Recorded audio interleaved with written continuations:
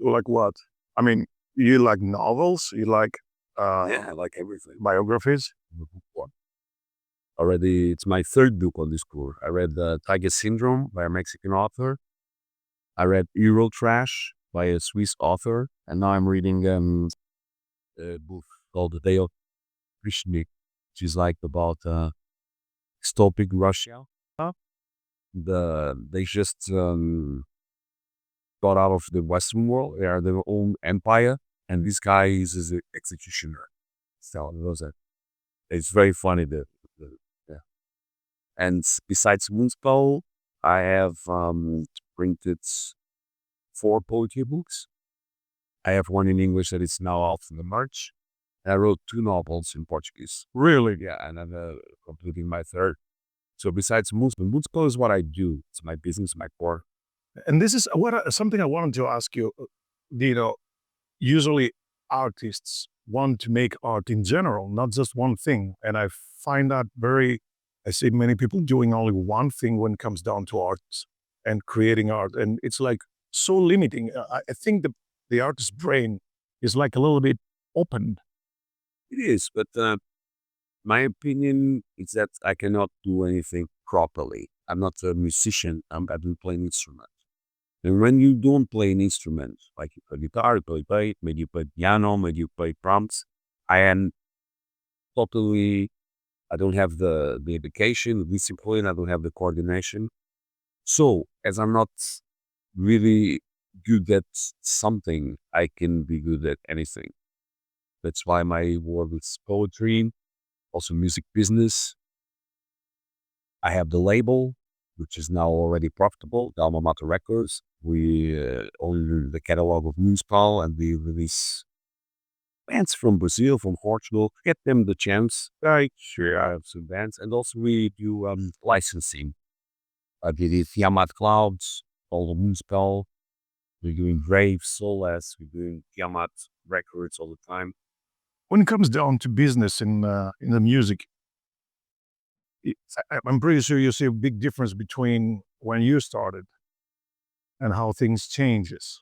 But do you think that Moonspell is still doing pretty much the same thing they were doing back then when it comes down to business? Or does it change also for you the same as it does for newer bands? Well, you have to adapt and survive. So technology really changed the way that people listen to film music. When I was growing up, I had the Iron Maiden posters, and I had the Sisters of Mercy posters, and music was our lives. It was our number one form of entertainment. It was almost worship. And of course, that the artists didn't have to put any extra effort to promote themselves because it was kind of a cult when there, especially when you started in the underground, tape trading, search for the bands. Nowadays, everything is put on the plate. And sometimes it's like the food, it's already processed, you know. So without going to the extreme of making our music processed and too much advertisements, I think that kills the magic. We have to learn and to understand and to keep up with the new forms of business. But we have to understand something. For me, it's fundamental. Music, for many people, it's an accessory. You go to the gym, you listen to 8-Breath, but probably don't have a record. You go to, so you have to work more in the fringes, like with the merchandise, with the live shows.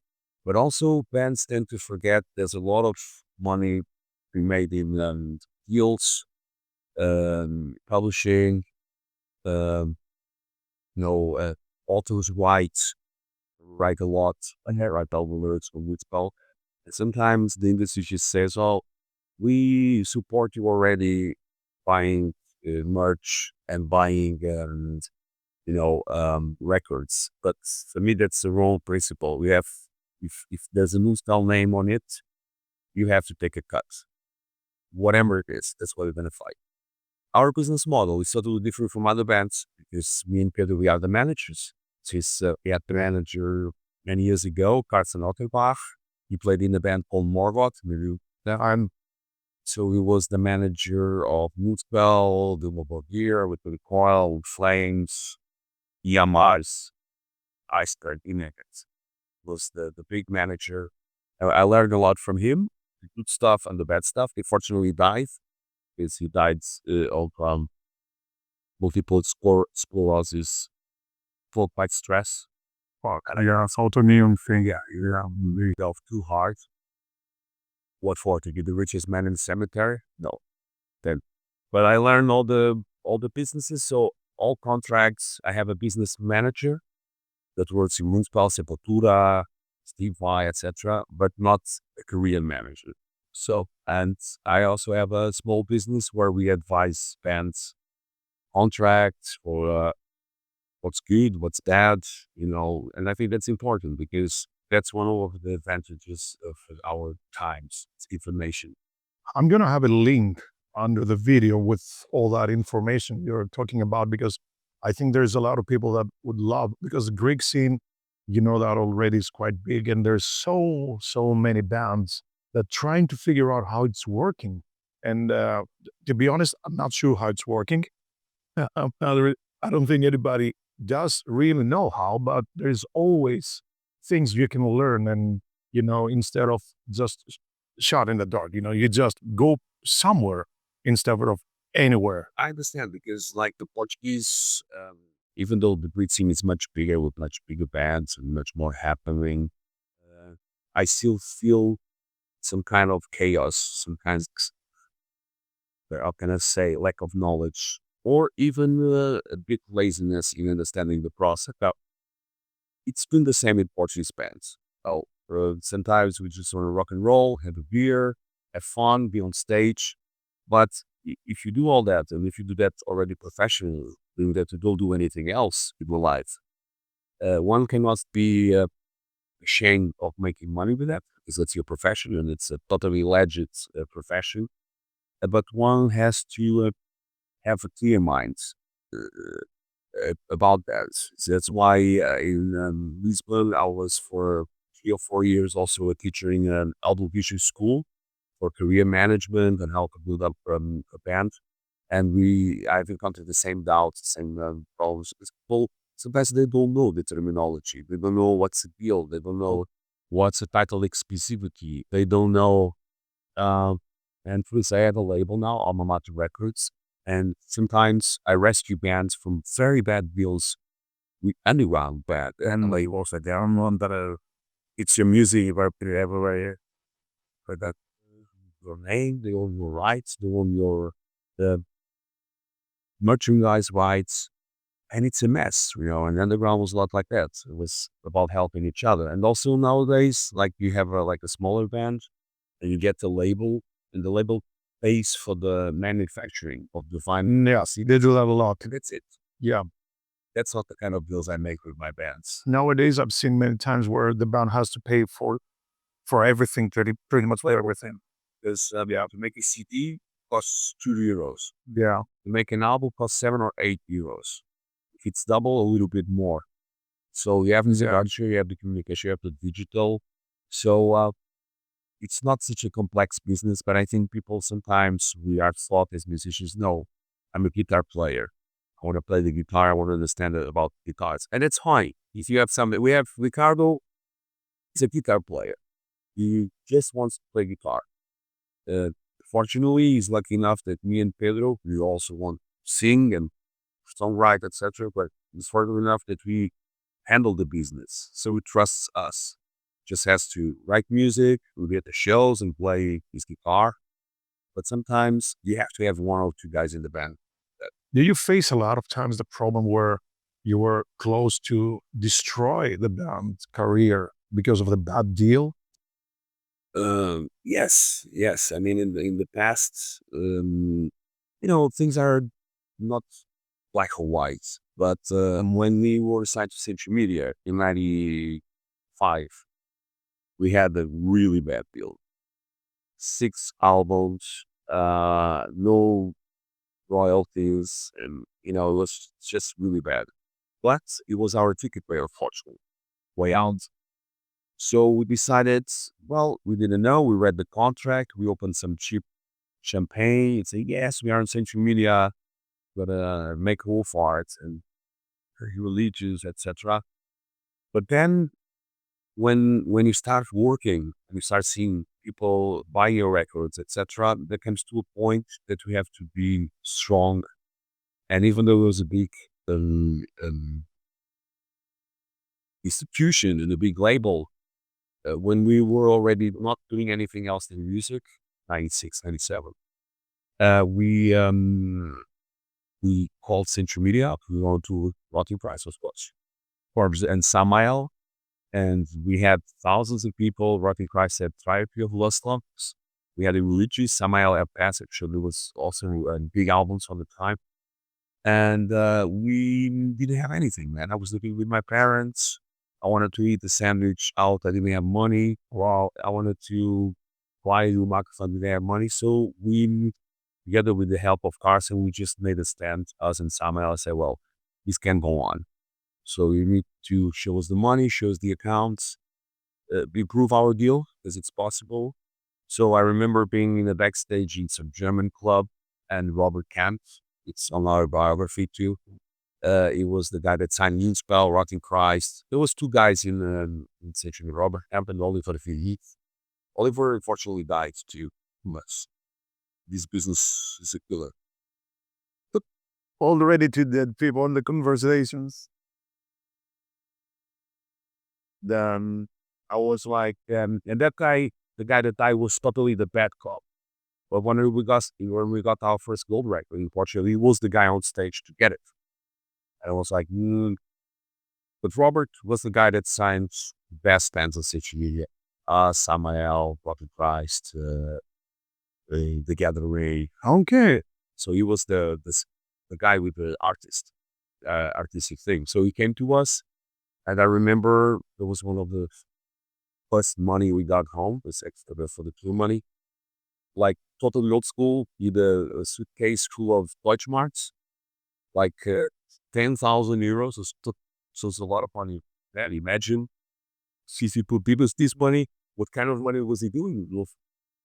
And there's a freaking suitcase. It's like the movies, you get the suitcase. One for Samuel and the other one for Moonspell. So Samuel, they're Swiss and they are like, they have a different attitude than us. They didn't want to, they wanted to get out of the deal. They wanted to break up with social media. At the time, we wanted to break up too, but Samuel didn't take the money. But I keep the money, of course. No, I need to pay. You need to survive. Yeah. And when I shoot the money, then I said, now I take the money, but he's still not happy with that. For instance, sometimes you have to take a stand. And I think fans sometimes are very afraid for, I don't want to bother them and say, yeah, but you come first. Yes. Yeah, there is a lot of musicians think that they should step up, but they do not have this, not the strength, but the band is not selling anything. So they complain without even making the sales. So they take an advice in a different way. They take something there. Yeah, they hear. I mean, if I always think something can be done. I mean, Spell is a roller coaster. We were very successful. We had our dark periods. And now we are on a good stage with all the legacy albums like Wolfheart, Religious, etc. We're writing a new album too, and the vibe is there. Sometimes I'm honest. Sometimes it wasn't there. Our music was different. People were reaching about it. And that's our problem. Sometimes we release an album like Butterfly Effect in 99. It was the music we wanted to make, more electronic. Like people say, oh, we hate this, we want to move forward. And then after 10 years, they're always asking for us to play these songs live. We re-released the Butterfly Effect album, the remaster, and it was completely sold out. It's a cool album. So you never know with people. You have to be also patient about it. And I think there's ways of making it music. I mean, geographically, it's more difficult for Greek bands and Portuguese bands. We are in the extreme of Europe, and to travel somewhere It's always a traveling day back or forth, coming back home. so Yeah. it's an additional challenge. But for instance, if you are in Central Europe, you can perfectly live from music. Shows every day, small or bad, small or big. You go and support. you have the merch sale. So you can do a business there. But that factor of selling, the factor of appealing to people, it's just something that depends on a lot of factors. But I think you can do something about it without selling out. I think nowadays I like my fans, I love my fans, but also I don't want them to know everything about me. Or if I take a shake in the morning, or kind of perfume I wear, or sometimes it is a lot of oversharing too, and especially because of social network. And people like it, but sometimes if you do it all on a daily basis, like you're not a musician anymore. Yeah, you're doing something else. What's important? You forget about what you're really trying to market or to sell. But yeah, it's not an easy business. People have to come prepared.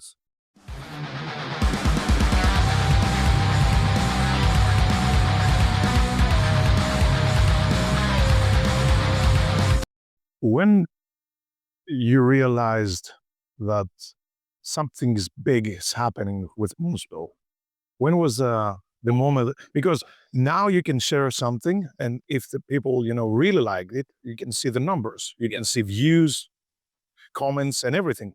But when you release an album back then, where you sell records, how do you get the data? How do you get the? Is there people waiting outside your house and be screaming, "That's a fucking great!"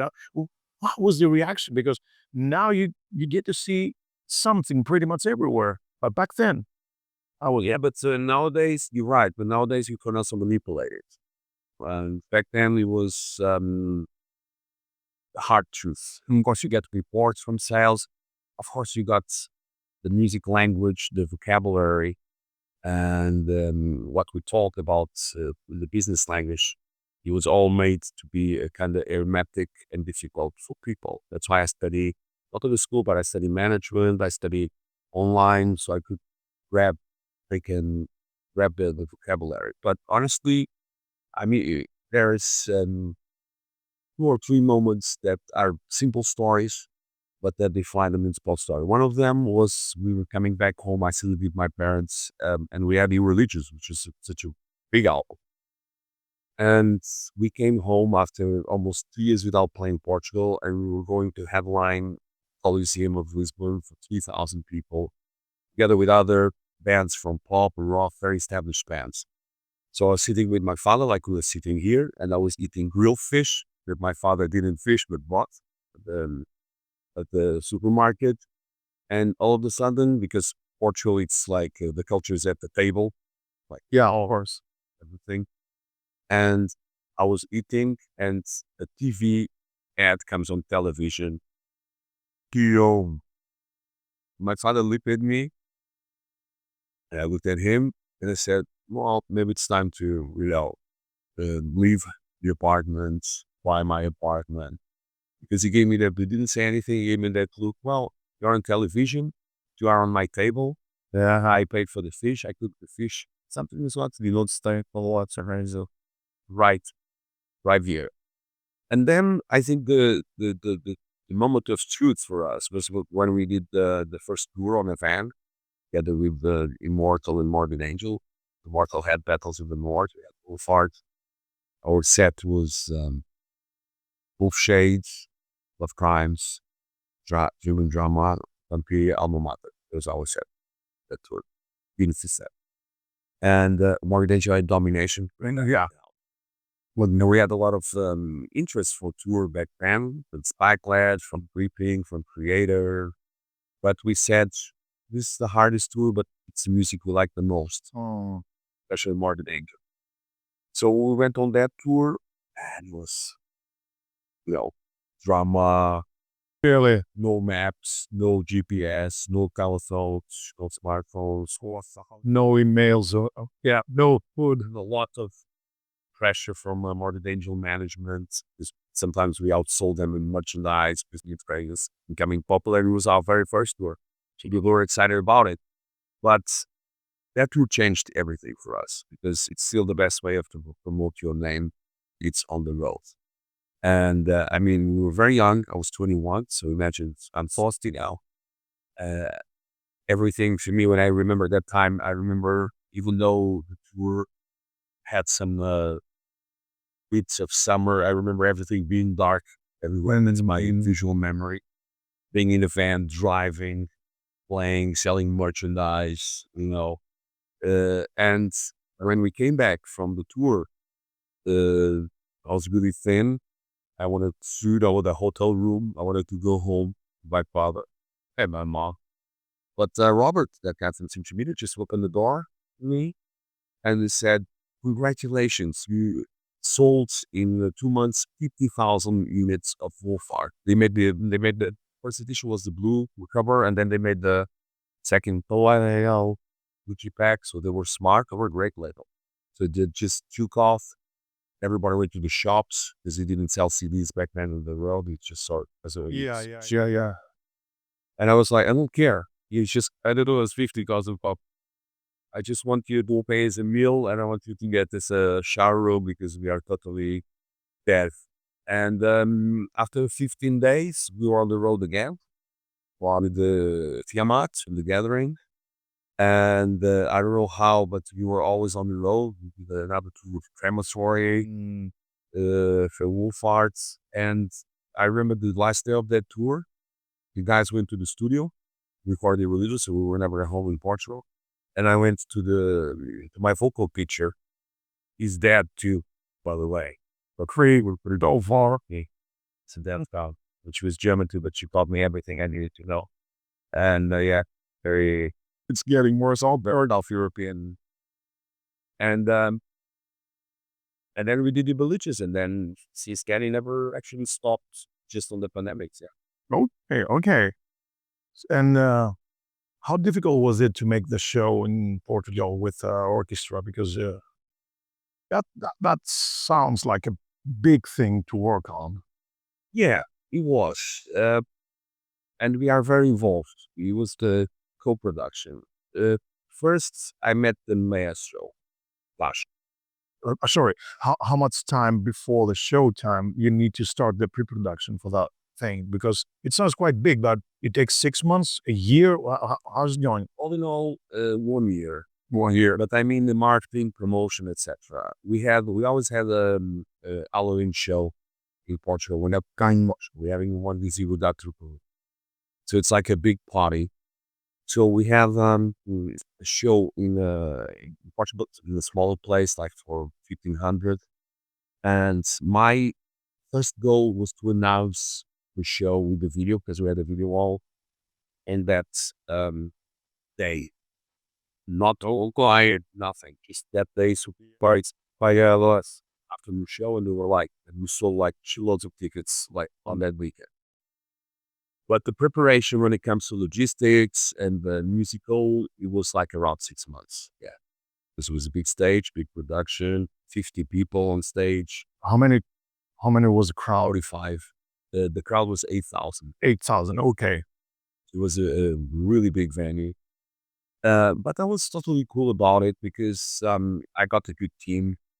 George was there, our team, and we went step by step because the hardest production I ever had was to record the DVD of Moonspell Polish War and the Spell, 3 albums, and it was the worst day of my life because my team was fighting, film team was fighting without orchestra.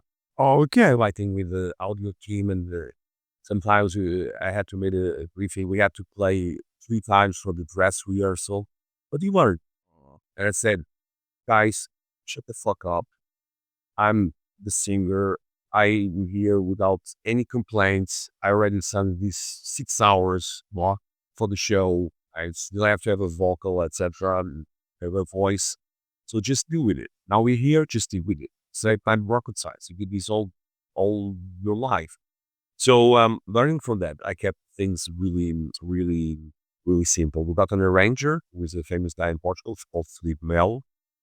Um, he's great. There's a lot of stuff. His formation is from jazz, piano player, but he has his hands on comic books, cinema. He directed 2 videos of Moonspell too. So he was the perfect person because he knows this very well. He knows our music very well. And of course, that he got carried away and he wrote 250 pages of music with all the score. And then the maestro, we didn't work with the established orchestra. We work with an orchestra that doesn't have fixed members. They just hire Okay, yeah, yeah. I think high quality musicians can do that.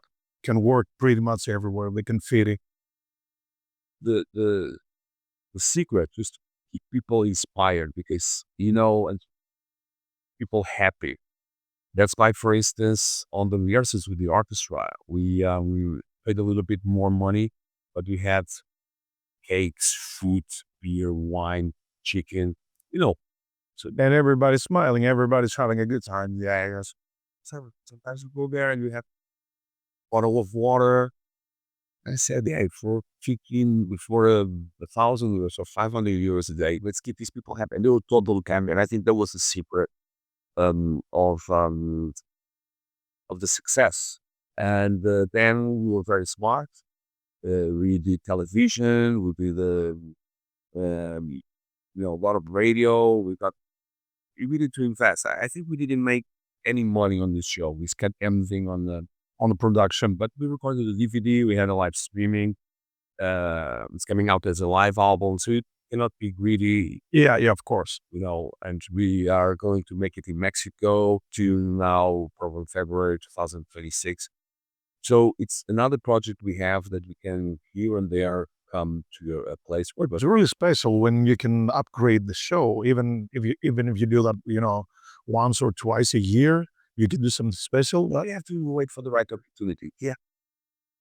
Countless invitations to do it in orchestra because method bands do that. I mean, Septic Flash Me that does that brilliantly. Catatonic did that. Metallica did that as well. Opeth did that. But for Moonspell, I always take my time because I think that's the only way of managing it. Do you think that you get into that league of such great bands where you want to be standing next to them? Is that the reason you want to keep the quality high, or is Keep the quality high. If I get keep to the league or not, that depends on the crowd. I don't think we are on that. I don't think. everybody's going to do that comparison at the end of the day? I think because how many bands do that? You said 5 names, all the big names. But I don't know if it's going to be as big as Ghost Records, but it's I already seen it. TV that come out, I already heard it, and I think it's what I really want. It's really Moonspell. Because one of the challenges of the mix, for instance, was that when I got the first mix, I was listening to all these bands. But when I got the first mix, I was like, I mean, Septic Flash, we cannot really say because the orchestra sounds is really already a part of their original set. Yeah, exactly. So they are a case of Say. but um, I listened to the other records and especially Metallica. I said, no, this sounds plastic. You can't want that from it. I want the raw record. Yeah. And the producer said, yeah, but if the metal part, then we cannot listen to the orchestra. And I told them, with all the due respect for the orchestra now, it's a better mix. I think that's my issue with S&M one. The guitars were really, really low. The orchestras were really, really loud. And I was like, where the fuck is the guitars? Oh, I need those guitars out. Probably has. It's accurate. But I call it, I mean, I'm not a producer and I'm almost deaf tone, but I have a feeling for things. I had exactly this feeling. This has to be raw. It's a metal band playing live. This is no, it's the orchestra thing. This is not symphonic metal. Don't lose. Because not the girl singing, it's a guy like drawing, wedding, and when we need that. Well, so it's very raw. And when he got the band, by magic, the orchestra showed up and shone and made this involvement that an orchestral album needs. But how do they do the arrangements? I mean, you have a song and you just send them the song and you like write something for that song. No, we sent them the songs. We made a set list together with the orchestra. There was decided between me, Pedro, the maestro, and the arranger. We left many songs out. We have this album in Portuguese called 1755 about the Lisbon earthquake. There's always a very orchestral and it's very big in Portugal. So we kind of made like 4, 5, 6 songs of that. Okay. and we already had the digital or whatever orchestration. And then it was very old school. Like the arranger, he picked up all the information. We stayed in touch with us over WhatsApp, sometimes visit our studio. And then he went to some place in the countryside. The windows closed, and he was like, you know, the door or someone's writing the score. Then he was sending us the score through that program Sibelius, I think. They do the digital translation of the score. And then the maestro came to us. We watched a little bit the band playing live without orchestra, and he was sitting in a chair like this. You're almost laughing, I guess. Yeah, watching that It thing. was important. He wasn't at his home, he was with us. Then, oh, can you? And then he had some requests because the time signatures, the mix, etc. And the way we communicate had to be, they had to understand it because I look at Pedro or I look at Ricardo and you have a battery. Yeah, yeah, yeah. Okay. But we never played with these people before. And you do not communicate with the artist, you communicate with the maestro. So we had to have, But did you play with click with metronome? we did. Yeah. Yeah. Okay, yeah. So they had to follow you. We had to follow the master because the master had a special quick tracks What? make for him. Yeah. How is that different? Because his cues are different. I mean, when huh, I know, na, na, na, na, na, not for him. He has like a different click Yeah, or different sounds. And then when you wanted to restart the song, sort of, because it's not like a band, just okay, guys, fucked up. yeah. Now let's do that again. 45 people that you have to restart. Oh, so we wanted to do the song from the beginning. So we just played a little bit and we had the click and then the orchestra came in. Yeah.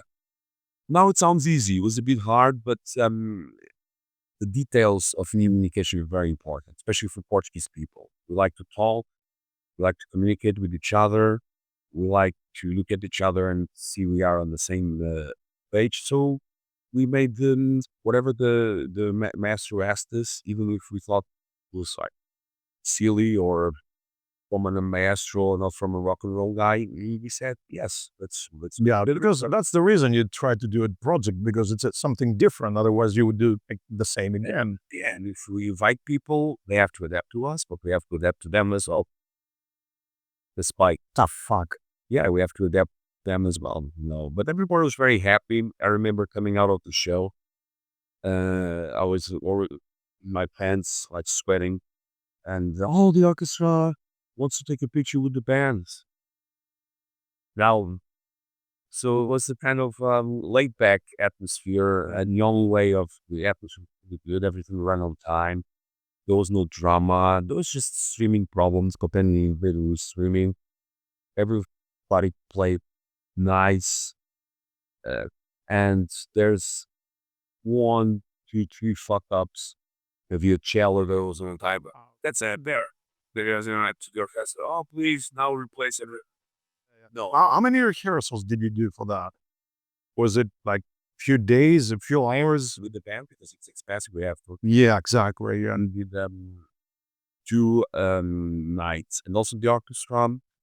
They play for 2 hours. They have to have a break. It's, or the Regal Syndicate. They have to have a break for Okay. going.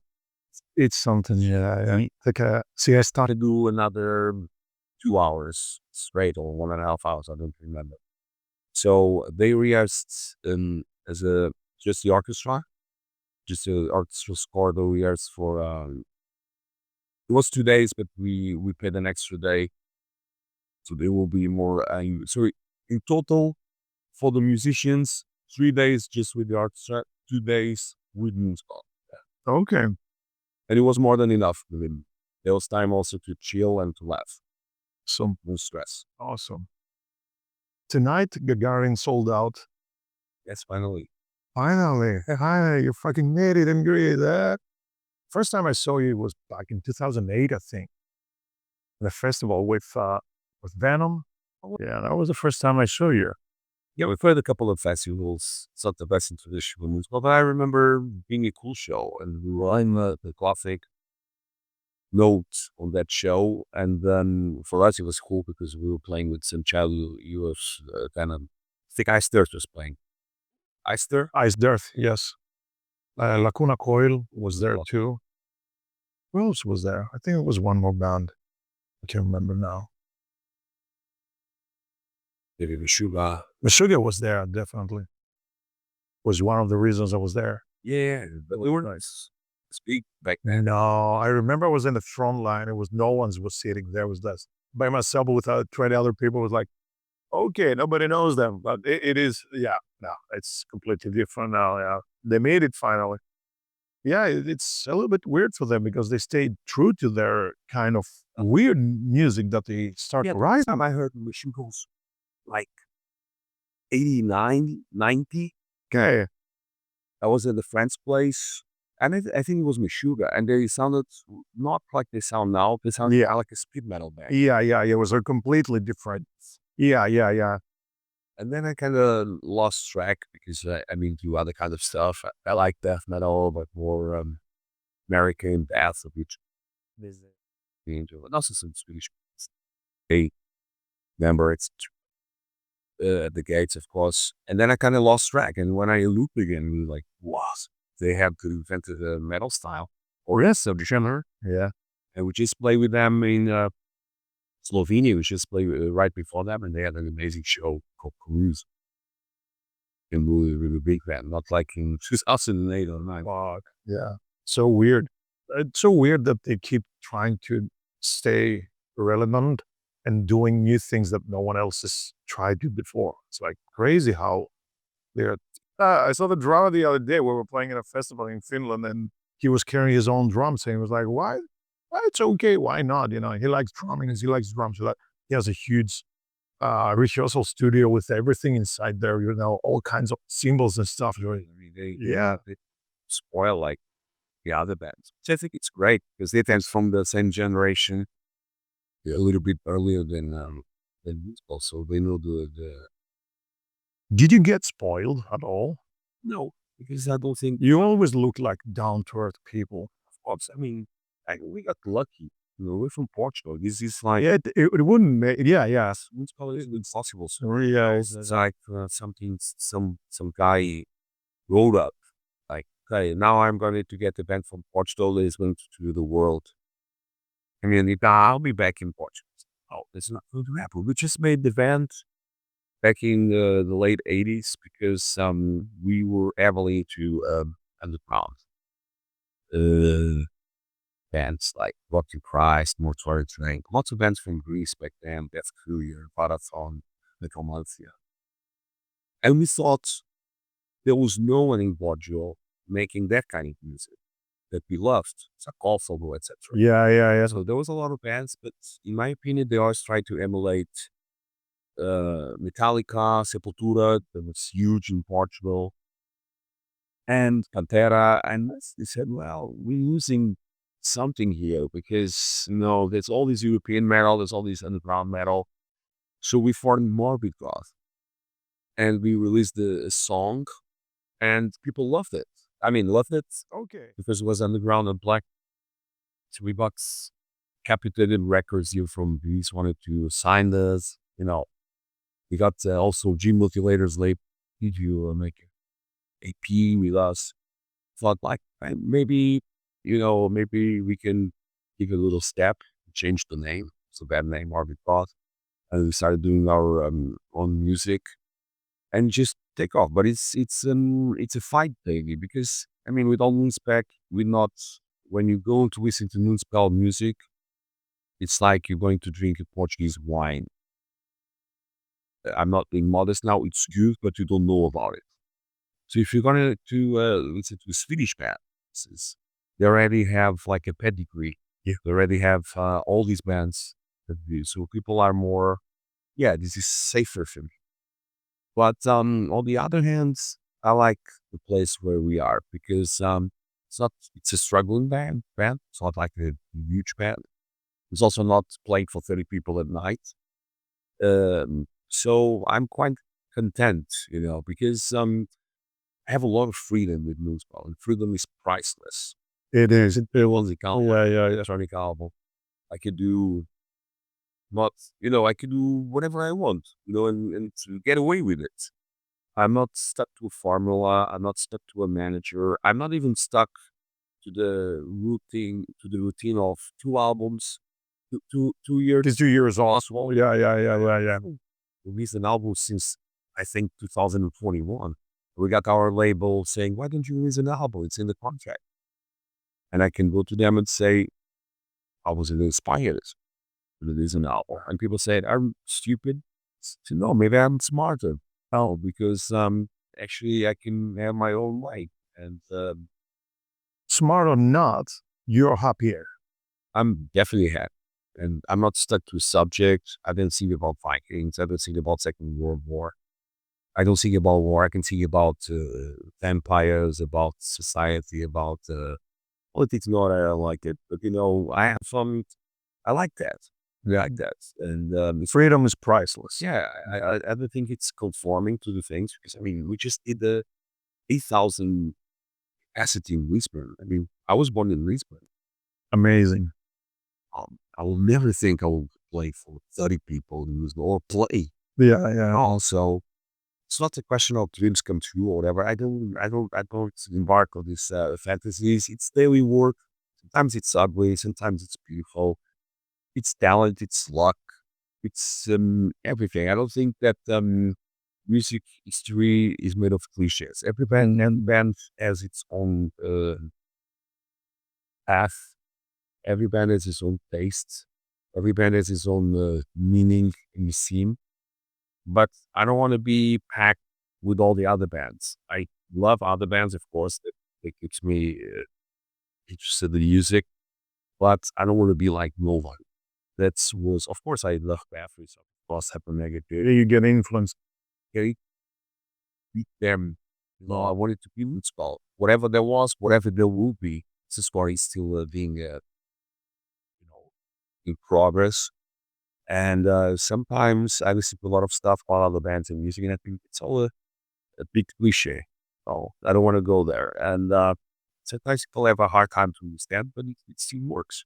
And then when we go on stage, when we go on the studio, that's what matters the most for us. That's what we do. The rest is just secondary to those moments. And also, I think one of the really good things about everybody that does in Moonspell is our expectations. We carry our own stuff. Not me because I have a bad back, and if I have to, I will do that. But I do the merch, we do the house, we do the very familiar kind of business. And whenever I go stages, people see, and that's not right. I said, well, at one stage, I go to make friends with the crowds, but they're not my friends to start with. I never take anything for granted. Just go there and read the room. And then after a while, yesterday we were in Saloniki, and she goes with him, "Oh, it was great. It was very passionate. It was very emotional." I said, "Yes, but it's gone. No, I don't remember. I remember playing. I remember the songs. This yeah, exactly everything that happened. She doesn't. It's not a script. Sometimes I clap. Sometimes I do other stuff. Sometimes I have a smile, but it's just I think that's like getting back to the beginning of our conversation. It's like it's not only about art or entertainment, but it's about the stories you gotta tell. And I'm holding Moonspell to tell my stories, to express myself. And I'm lucky enough to have other broken souls and hearts throughout the world that they like to identify with that. So we have probably way less bands than many bands we've wrote it, but the connection is really strong. Which is really strong. What a great epilogue, man. Real nice chatting with you. My pleasure. Such an honor. Thank you so much, man. Oh, no. Have a great show, and we'll see you later. See you later. Awesome.